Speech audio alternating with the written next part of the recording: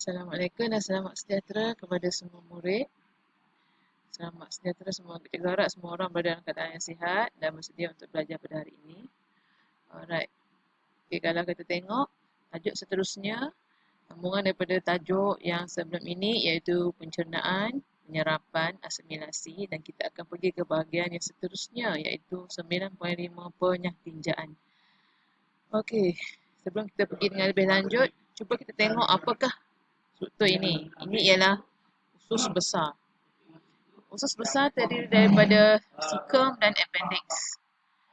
Cecum dan appendix, kolon dan juga rektum. Okay. Apa fungsi usus besar? Selepas penyerapan nutrien di ilia selesai, makanan yang tidak tercerna, sel mati, sel epitelium, serat dan air akan memasuki usus besar dan bergerak dengan perlahan melalui tindakan peristalsis. Awak masih ingat tak? Apa maksud peristalsis? Peristalsis tu ialah pergerakan secara beritma antara kedudukan dari kolon, pergerakannya akan peristalsis bergerak ke rektum. Macam mana cara dia menyalakan fungsinya? Iaitu dengan cara penyerapan air dan vitamin dan fungsi yang kedua, pembentukan tinja. Okay, kelas. Cuba kita tengok macam mana. Apa itu penyerapan air dan vitamin? Okey, bahan yang diserap ialah air dan garam mineral dan hasil sampingan metabolisme sesetengah bakteria. Misalnya vitamin B, K dan asid folik. Okey, apa benda yang ada di dalam tinja kita ni? Apa tu?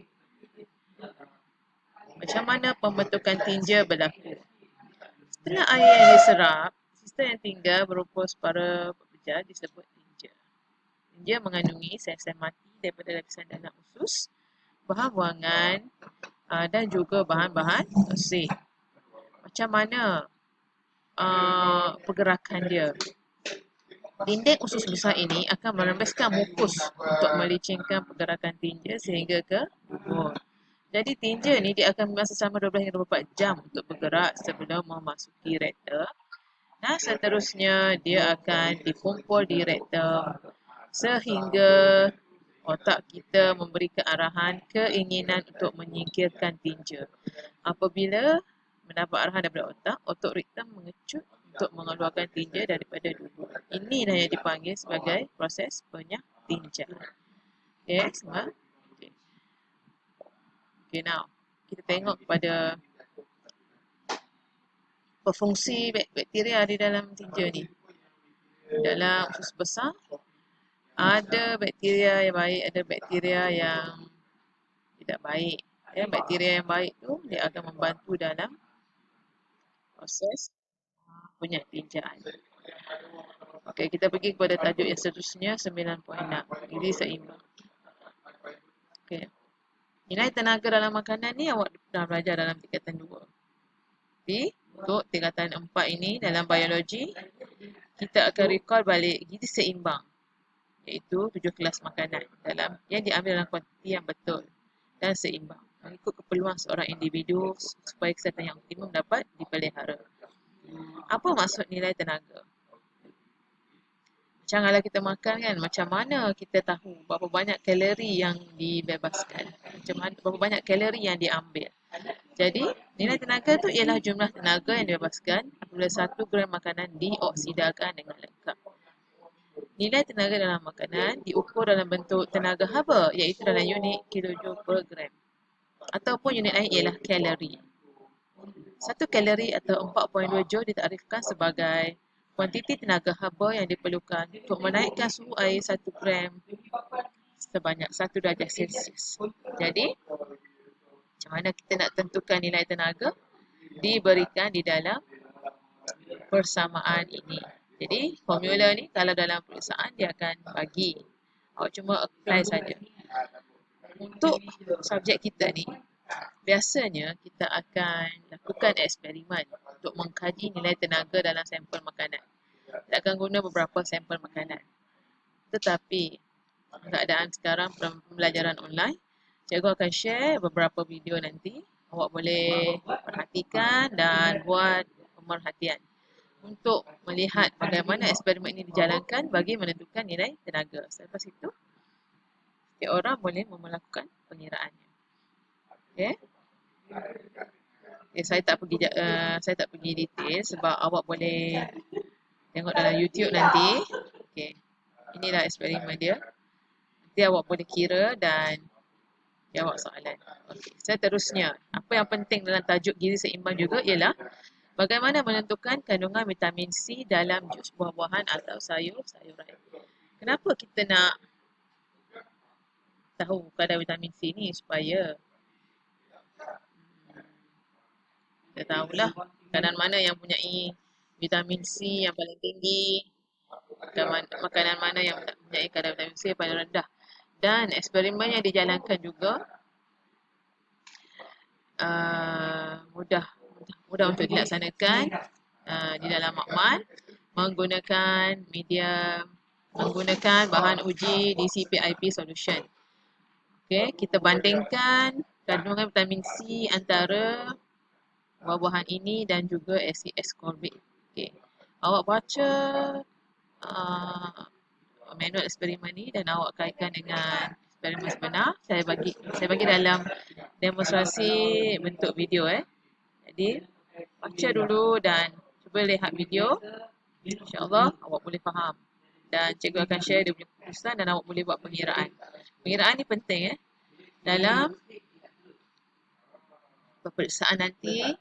Biasanya pengiraan macam ni, soalan macam ni dia akan keluar dalam kertas 3. Kita akan bincang lagi detail berkenaan dengan kertas. Okey. Okay, salah satu faktor yang mempengaruhi kemerosotan kandungan vitamin C ialah suhu. Oleh itu, buah-buahan atau sayur-sayuran perlu disimpan pada jumlah suhu yang sesuai supaya kandungan vitamin C dapat dipelihara. Contohnya, kita tak boleh panaskan pada suhu yang terlalu tinggi. Contoh kan. Kalau kita simpan terlalu tinggi, dia boleh menyebabkan terjejas kandungan vitamin C. Okay, yang ini kita tak buat eksperimen kita buat eksperimen yang tadi saja.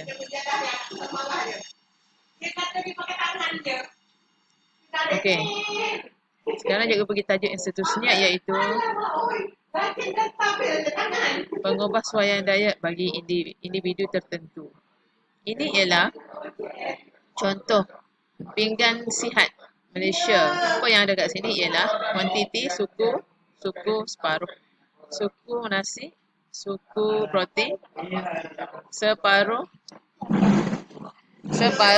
buah-buahan dan sayur-sayuran.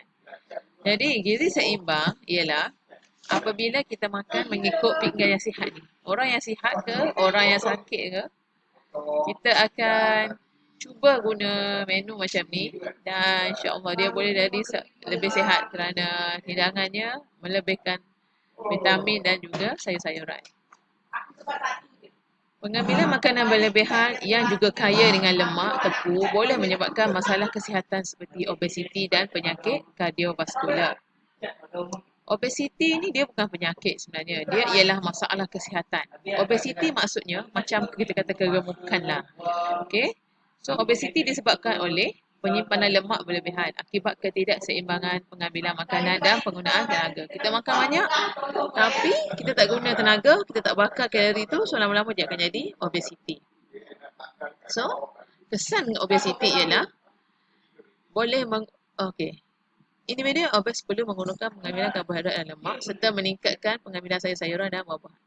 Sekiranya tidak, diet yang mengandungi lemak tepu berlebihan dan kolesterol yang tinggi mungkin menyebabkan diabetes mellitus serta penyakit kardiovaskular seperti aterosklerosis dan hipertensi yang seterusnya membawa kepada serangan jantung atau stroke.